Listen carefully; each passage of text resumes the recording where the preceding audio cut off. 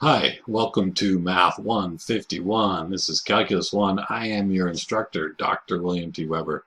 You can just call me Will. We need to take a look at the syllabus. I want to just go through the whole thing and make sure I've explained to you what I'm expecting, whether you understand it or not, I guess. We'll see. If you don't understand, then ask me again, and I will see if I can explain better. So anyway, here we go. This is Math 151. We're section on line 1. It's 5 credits. I should point out 5 credits if it's a face-to-face class. You'd be in class like 5 hours a week. You'd probably be doing homework. It's not unreasonable to think maybe 2 hours a week. Sorry, 2 hours for every hour in, so maybe 10 hours a week. So that'd be a total of like 15 hours a week. That's probably a good number to be thinking about when you're budgeting your time for this class. Calculus is different than anything you've had before. It's fun stuff. It's getting very close to what people really use when we do real applications. There's a lot of stuff that calculus can do. There's questions that we've never been able to ask before because we haven't had the ability. But anyway, calculus is good stuff. Let me just keep going on this. There's a prerequisite for this class. That's Math 142 with a C or better. I always like to point out that the C gets you in, but you need to know everything from your previous math to get out. I like to say about calculus, it is the best review of algebra you will ever have. We use every scrap of algebra you ever learned, and probably some you didn't. A lot of things in life are like this. I was an electrician for a while. I was licensed by the state. I had to take a test to get that license. I had to get a 70% or better. And I did. I got a 70% and I got my license. And, then you go out and you do a job and the inspector comes and it says, oh, yeah, you got 70% of this right. Go ahead. It's like, no, he doesn't say that. He says, you got one thing wrong. Fix it.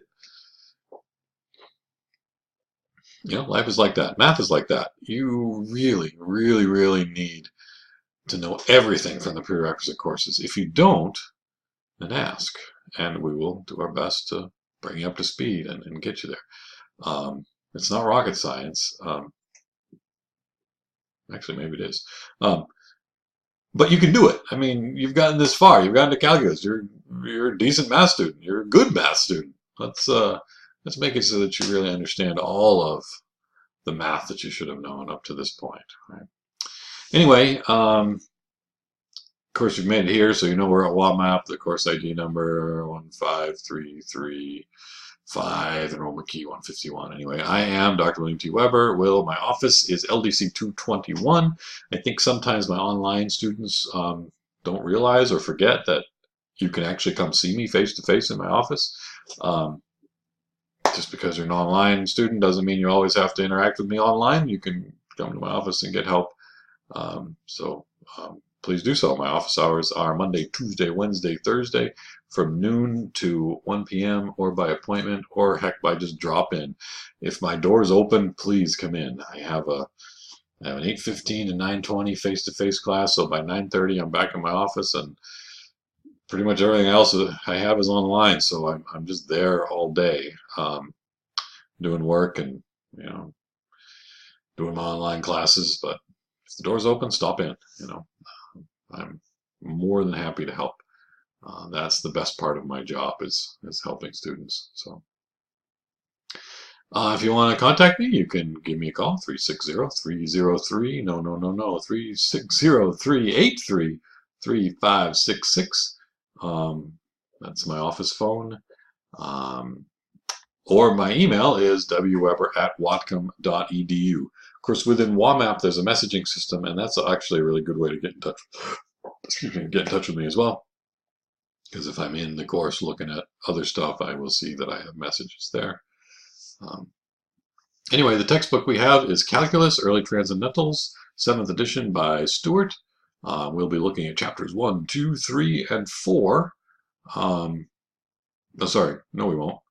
I don't think we do chapter 1, 2, 3, and 4. Anyway, but we'll use the same textbook for Calculus 1, 2, 3, and 4. So you're going to get your money's worth out of this book. It may be a little expensive, but you use it for over a year. Anyway, we covered chapters 2, 3, and 4. We look at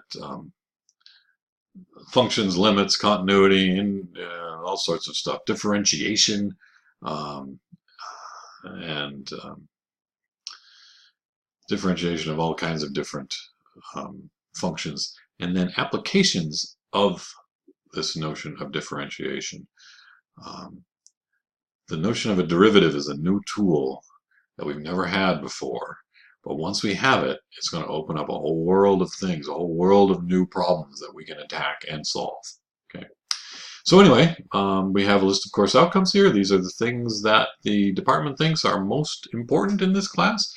As I'm making up my quizzes and tests, I've got an eye on this list thinking, am I testing this? Am I testing that?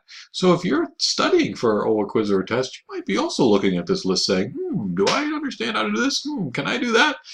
It's a good list, this is what we think you really should be doing in this class. So anyway, it's the main things. There's other little details along the way, but this is a good reference right here, your course outcomes. Of course, the college has their core learning abilities that we're trying to get all of our students to attain. In this class, we are focusing on quantitative literacy, but there are, of course, the 4 other information literacy, communications, critical thinking, global consciousness ones. But quantitative literacy is, of course, what we would be teaching here. Actually, I've argued this many times with people that I'm not teaching you quantitative literacy because you can't get here without having quantitative literacy. We are just reinforcing the fact that you are quantitatively literate. But anyway, here we go. I need to give you a grade at the end of this. So here's some things I'm going to grade you on. Actually, homework is not one of them. Homework to me is what it takes to get the grade. Think of anything in your life that you do really well. Are you a baseball player? Are you a pole vaulter? Are you a piano player? Maybe you skateboard, knit, I don't know, sing. Something that you're really good at. Think about how much time you've spent doing it. For me, mathematics is what I'm good at, and I have spent years, thousands, millions of hours doing math. Practice. Anything you want to do well, it takes practice. Math is one of those things. So that's what I see homework as. It's practice. It's your time to say, I'm going to sit down and practice some skills. I'm not going to grade you on your practice. I'm going to grade you on assessments done after the practice. You're going to take quizzes, you're going to do tests, and that's the things I'm going to grade you on. Okay, but really do some practice. And there's 2 types of practice problems that I have for you. Within the WAMAP page itself, there's a bunch of built-in problems. These problems WAMAP grades automatically. So you know right away whether they're right or wrong, and you can try them again. Some of them even have an option to, regenerate the problem with different numbers, so you can do a similar type problem.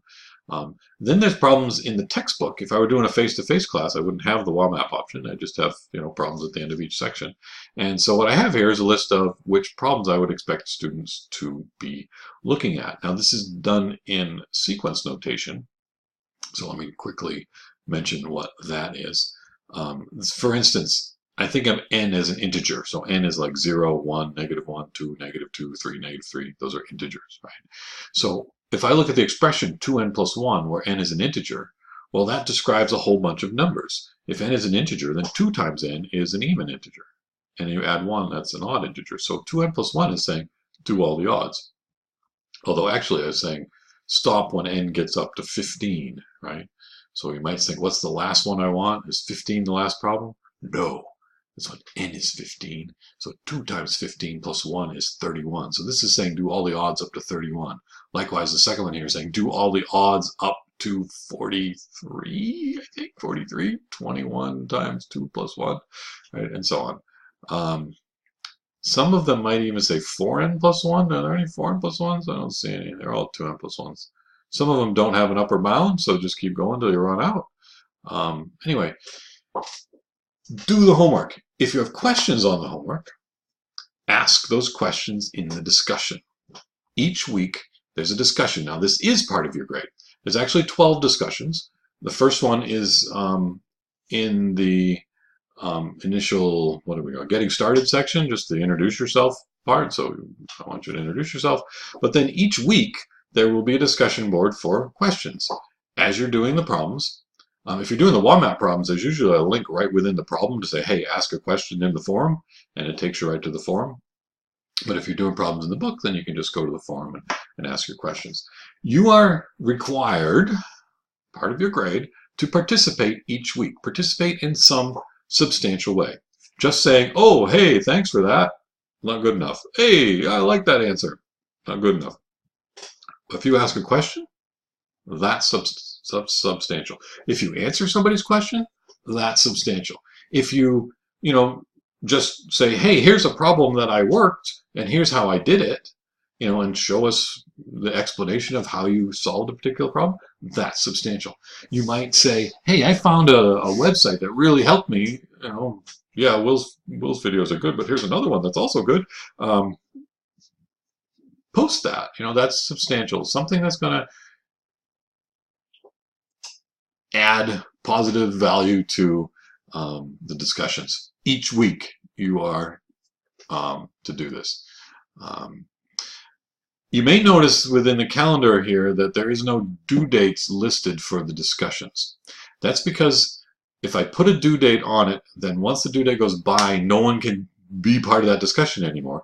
And sometimes the discussions hang over from one week to the next, and people still talking about particular problems. Also, as people start studying for the midterm or the final, they go back and look at some of the discussions, and then a little more discussion happens. So I want to leave discussions open. However, there is a due date on the discussions, and those due dates are when I grade them. Okay, now let me explain. So in week 1, you should be participating in discussion during week 1, maybe the start of week 2. I will usually wait till the end of week 2. So sometime during week 2 is when I go back and grade the week 1 discussion. So it's always a week or sometimes as much as 2 weeks behind when I'm grading those discussions. But once I've degraded a discussion, you can still participate in discussion, but I'm not going to count that as participation. I've already graded that discussion. I'm not going back to look at it again for grading purposes. Right? So just stay up to date and there won't be an issue here. But anyway, there's those discussions. That's 10% of your grade. There will also be quizzes. This is an 11-week quarter, and in 2 of those weeks you have either a midterm or final. So there's 9 other weeks, and in those weeks you'll have a quiz. The quiz will usually appear, actually always appears on Wednesday during the week. It appears at the end of the block for that week, underneath the discussion. And it's due on Sunday night at midnight, actually 11:59 p.m. WAMAP time. I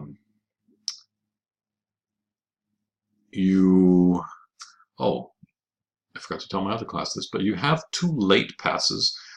So if the deadline goes by and you need another 24 hours, you can do that. You can't extend it more than 24 hours, but the late pass allows an extra 24-hour extension to those quizzes. You're allowed 2, you can use 2 of them during the quarter. Okay. Yeah, so let's see. Of the 9 quizzes, I will drop the lowest one, and the quizzes are worth a total of 30% of your grade. The homeworks, you're all working together. The quizzes, by yourself.